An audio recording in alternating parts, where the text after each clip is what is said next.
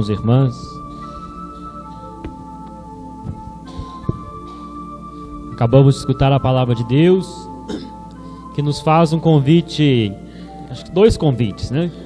A uma relação pessoal com Jesus Cristo, ao conhecimento de nosso Senhor Jesus Cristo e, a partir desse conhecimento, a carregar a nossa cruz cada dia, renunciar a nós mesmos e segui-lo, né? Relação pessoal com Jesus, né? Jesus está reunido com os discípulos, né?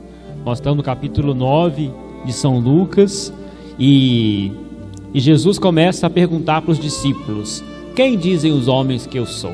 E aí eles começam a dizer, uns dizem que é João Batista, outros dizem que é Elias, outros ainda falam que é algum dos profetas que ressuscitou.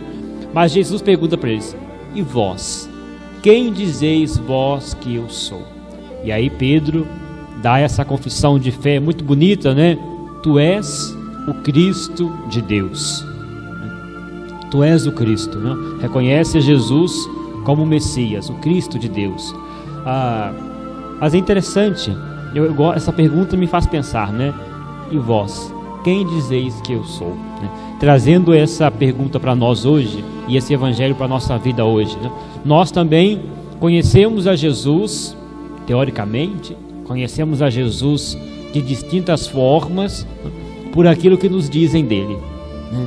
Por aquilo que diz a teologia, por aquilo que diz a catequese, por aquilo que diz a história, por aquilo que os outros dizem da experiência que eles têm de Jesus. Tudo isso é muito importante e tudo isso nos ajuda a crescer no conhecimento de Jesus Cristo.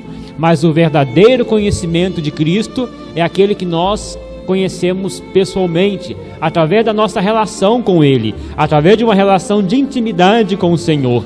Então, para nós também hoje, Ele está dizendo: e para vós, quem dizeis vós que eu sou? Quem vocês dizem que eu sou? Quem eu sou para vocês? É essa pergunta que Jesus está fazendo para nós. E essa pergunta nós só podemos responder verdadeiramente a partir da relação com Ele, a partir do contato pessoal com Ele. O que os outros me dizem pode ser muito interessante. O que o Padre Wagner, o Padre Alvin ou o Padre Sérgio dizem aqui na missa nos ajuda, obviamente, a conhecer a Jesus e a entendê-lo. O que eu leio nos livros de espiritualidade, que eu leio, ou de teologia, o que eu vejo na televisão, os pregadores famosos falando, o que eu escuto ou leio em estudo da doutrina da igreja, tudo isso é muito importante. Mas essa pergunta só pode ser respondida a partir de uma relação pessoal com o Senhor. Porque somente sabe quem é Jesus, somente conhece verdadeiramente quem se relaciona com Ele. Então essa pergunta nos deveria marcar constantemente: quem vocês dizem que eu sou? Jesus nos está perguntando isso. Quem é Jesus para você? Quem é Jesus para nós? Qual é a relação que nós temos com Ele? Porque só a partir dessa relação nós podemos saciar a nossa sede de Deus. Só a partir dessa relação nós podemos saciar essa sede que parece que cada dia é maior no mundo de hoje, e que nós cantávamos no Salmo 62, a minha alma tem sede de Deus, como terra sedenta, ó meu Deus. Às vezes nós estamos assim, com sede de Deus, e o mundo tem sede de Deus. Parecemos às vezes uma terra seca, que nada molha, e vamos procurar saciar essa sede em tantos lugares e em tantas coisas. Mas essa sede, irmãos e irmãs, só pode ser saciada com a presença de Deus. E essa sede nós a saciamos em Jesus Cristo. Ele é a água viva que sacia a nossa sede de sentido nesse mundo, a nossa sede de felicidade, né? É Ele a verdadeira água.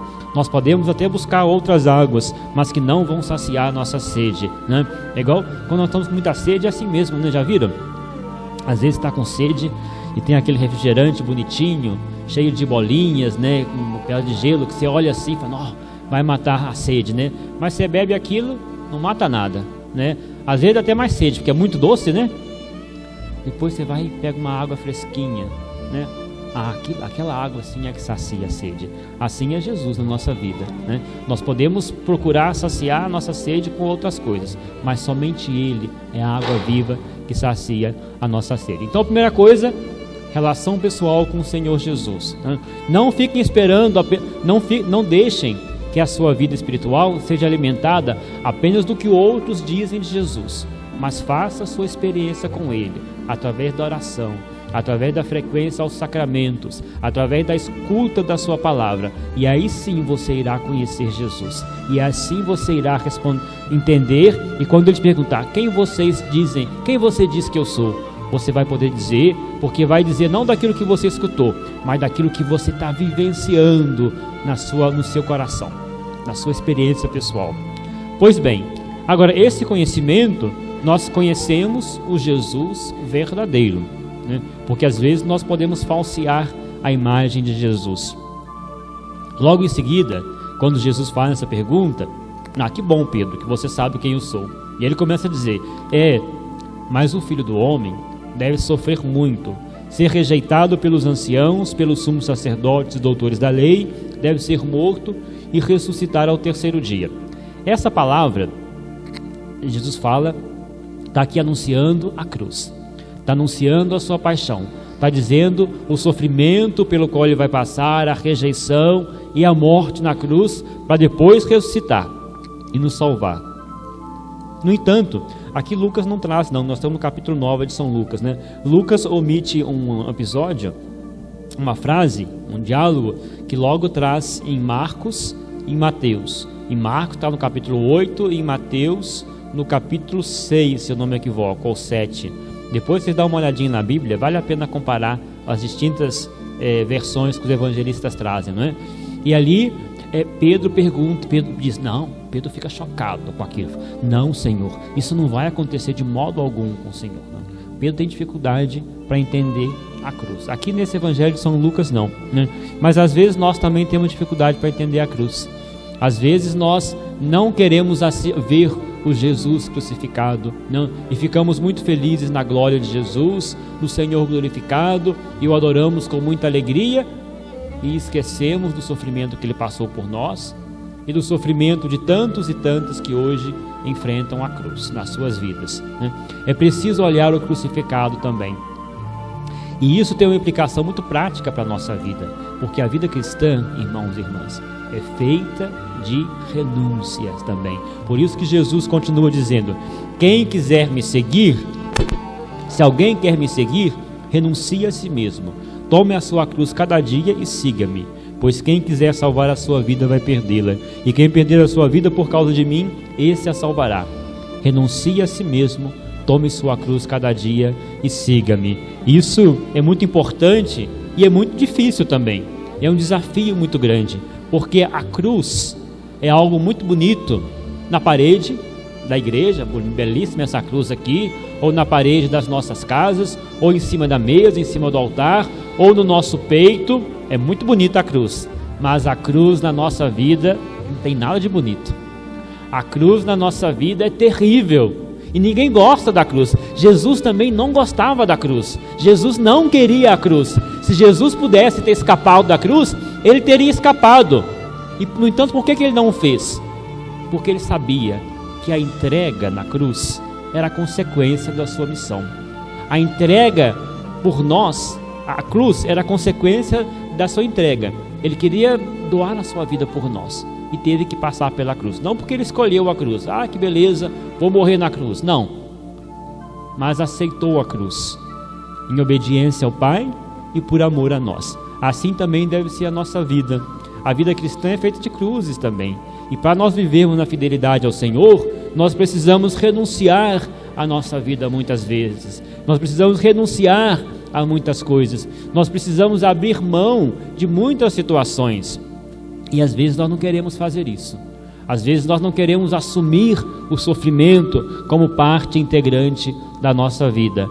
Agora prestem atenção, quando eu falo de sofrimento, não estou dizendo que o sofrimento é bom, não. E nem estou dizendo que Deus quer que nós soframos. Pelo contrário, Deus não quer o nosso sofrimento, né? Deus quer que nós sejamos felizes. Só que o sofrimento faz parte da vida humana. E diante da opção da nossa vida, da opção da nossa fé, nós podemos optar por não aceitar o sofrimento e dizer assim, não, olha, isso a palavra de Deus me pede que eu tome essa atitude. Só que tomar essa atitude vai me fazer sofrer. Eu vou precisar renunciar a alguma coisa. Então eu não quero. Então eu fico só até aqui só. Então tá bom. Porque eu venho à igreja só para ficar feliz. Eu venho à igreja só para que Deus me abençoe materialmente. Eu venho à igreja para que Deus me dê o emprego, para que Deus me dê a saúde, para que eu possa ganhar dinheiro. Deus vai me ajudar com tudo isso. Olha, nós podemos pedir tudo isso para Deus, não tem problema, né? Mas nós não viemos à igreja por causa disso, não. Nós viemos à igreja por causa de Jesus e de Jesus crucificado. Essa é a razão de nós estarmos aqui. Nós não estamos aqui, ou não deveríamos estar, pedindo coisas. Nós não devemos vir à igreja porque Deus vai nos abençoar. Nós devemos vir à igreja porque nós amamos a Jesus e nós queremos segui-lo. Essa deve ser a razão de nós estarmos aqui. Se alguém está aqui simplesmente porque pensa que Deus vai lhe dar alguma coisa como recompensa por vir à missa, olha, estão no lugar errado, gente, né? Pode procurar outras religiões que fazem essas promessas. O cristianismo não. O cristianismo nós seguimos a Jesus. E viemos por amor a Jesus. E esse amor a Jesus nos faz, muitas das vezes, renunciar à nossa vida. Como é que Jesus dizia? Pois quem quiser salvar a sua vida vai perdê-la. E quem perder a sua vida por causa de mim, esse a salvará. Esse é o sentido da nossa vivência, da vivência da nossa fé, né? A vida cristã é feita de renúncias. Como eu disse, não porque Deus ame o sofrimento. Deus não quer que nós soframos, né? Nós não precisamos buscar o sofrimento para agradar a Deus. Seria uma visão equivocada também. Eu vou sofrer muito, vou procurar muito sofrimento, porque Deus vai ficar feliz com o meu sofrimento. Não, Deus não vai ficar feliz com o seu sofrimento. Mas Deus vai ficar feliz quando você renunciar a algo em função da fé, como consequência da sua vida de fé. Nós sofremos não porque nós buscamos sofrimento, mas porque às vezes esse sofrimento vem como consequência da nossa vida. Foi assim com Jesus Cristo, né? Jesus Cristo sofreu na cruz por quê? Por amor a nós, porque foi levado à cruz como consequência da sua missão. E às vezes nós também, o que aconteceu com os santos, né? A experiência dos santos é muito bonita. Quantos santos não sofreram muito na sua vida? Santos que nós admiramos, São Francisco de Assis, por exemplo, só para dar um exemplo, né? Quanto sofrimento quando teve que deixar sua família, quando teve que viver ali pobremente. Ele gostava do sofrimento? Não, ele poderia estar tranquilamente na sua casa. O pai era muito rico, né? Poderia ter uma vida muito feliz, como vinha de muitos prazeres e desfrutando a vida doitado, né? Como diz aquele filme. Mas ele queria mais, ele queria seguir a Jesus. Só que seguir a Jesus implicou para ele uma renúncia, um sacrifício, né? Então eu estou dizendo isso porque a nossa vida cristã é feita de pequenas renúncias, de pequenos sacrifícios. Não é que nós vamos oferecer a Deus simplesmente um sacrifício ou uma renúncia, é que às vezes vem como consequência. Se eu quero fazer o bem, eu posso encontrar alguém que não quer aceitar esse bem que eu faço. E se eu quero se eu quero seguir a Jesus, às vezes em alguns momentos, eu terei que abrir mão de coisas que eu gosto, de coisas que eu quero, de coisas que me dão prazer, mas que não estão de acordo com a palavra de Deus, né? Então é preciso renunciar. Peçamos ao Senhor. E outra coisa, a renúncia para nós não é fraqueza. Para o cristão é fonte de vida. Veja a primeira leitura. O profeta Zacarias fala de alguém um personagem, né? E nós o aplicamos a Jesus, a quem feriram de morte, que sofre muito, há grande pranto por ele. No entanto, através dele, que é Jesus, Deus derrama sobre o povo um espírito de graça e de oração, né? E é fonte de salvação. Haverá uma fonte acessível à casa de Davi e aos habitantes de Jerusalém. Quando nós assumimos as consequências da nossa fé, quando nós assumimos a nossa fé, nós de fato podemos inclusive vencer as divisões da nossa sociedade. Não? Só para falar um pouquinho da segunda leitura, né? Esse texto tão bonito da carta de São Paulo aos Gálatas, né? Somos filhos de Deus pela fé em Jesus Cristo, né? Batizados em Cristo, revestidos em Cristo. Então as nossas divisões já não têm mais importância.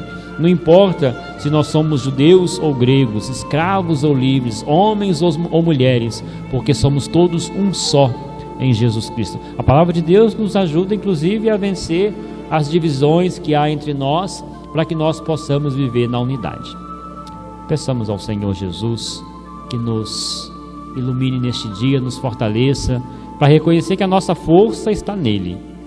Que a nossa força não está em impor a nossa vontade sobre os demais, que a nossa força não está em ser mais do que ninguém, que a nossa força não está em atuar com violência, com arrogância sobre os demais, mas que a nossa força está na renúncia e no sofrimento que vem como consequência da nossa fé.